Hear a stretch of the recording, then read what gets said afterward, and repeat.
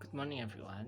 My name is Arya Anugrah, and I'm from class 04 SIGP 005. And I'd like to do a presentation about the speech acts and events.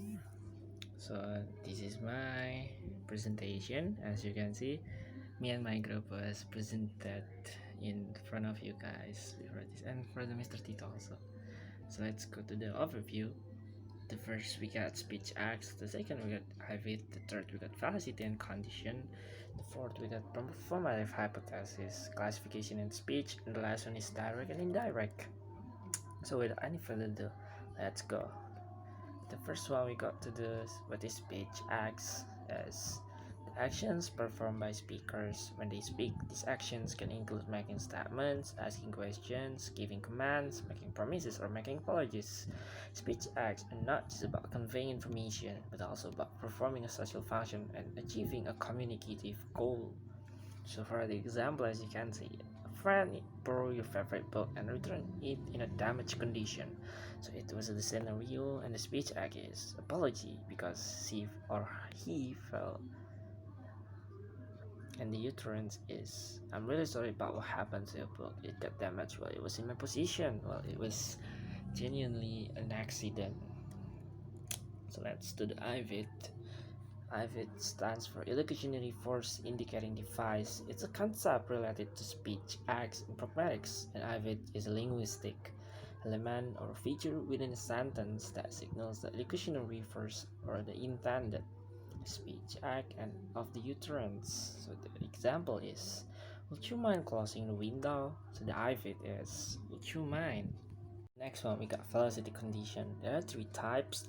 The first is propositional content, preconditions, and sincerity conditions.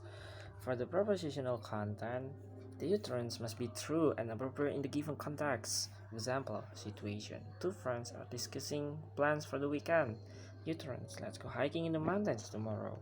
So for the preparatory, these are the conditions that must be in the plans for a speech act to be performed. Example, a student asked the professor for a letter of recommendation. Utterance, could you please write a letter of recommendation for me?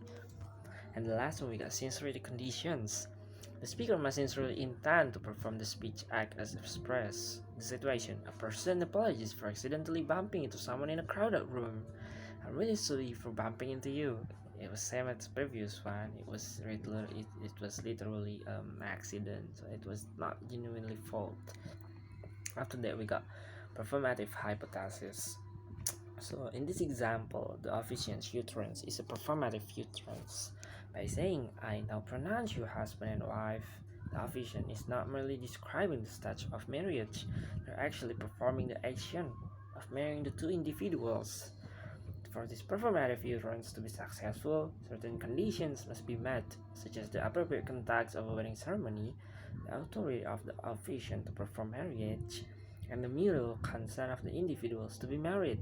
As you can see in the next slide, we got speech classification. The first one is declaratives, representatives, expressives, and directives. And I'm giving the example and also in the key points to give the evidence to you guys. The types is declaratives. I now declare the meeting adjourned.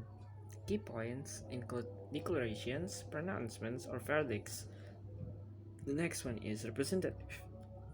It's running outside include assertions, claims, descriptions, reports, and expressives. I'm sorry for your loss.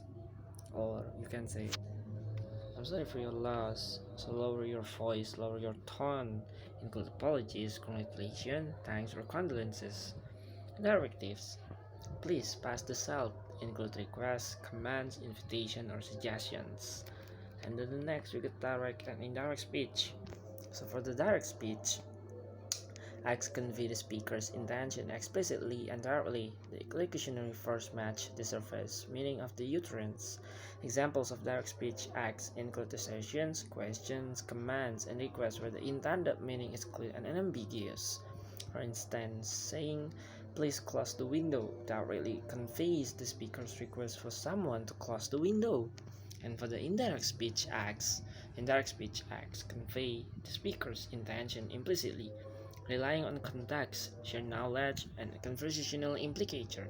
The educational force of an indirect speech act may differ from the literal meaning of the utterance. For instance, saying it's chilly in here could be an indirect way of asking someone to close the window without directly stating the request.